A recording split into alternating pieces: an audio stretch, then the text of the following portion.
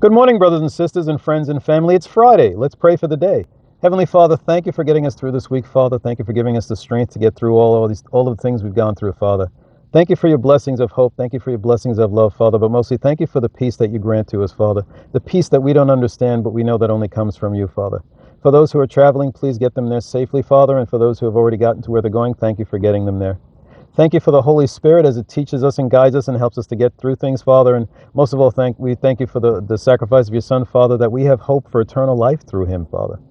Father, we love you for loving us, and we bless you for loving us. We bless you for blessing us, Father. Thank you for everyone you've blessed us with and everything you've put around us so that we can show and share more of you. Thank you for this day. In Jesus' holy name, amen. So the Bible says, Jesus says actually in the Bible, "Come to me, all of you who are heavy laden, and I will give you rest."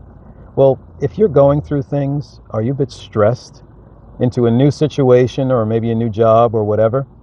Things go on all the time, and when new things come in, we feel a little bit overwhelmed. And we try not to let this come out in what we're saying to other people or dealing with other people, but it can come out. Sometimes it comes out in the places we don't want it to come out, but it happens. Understand that you can feel peace and rest from Jesus Christ.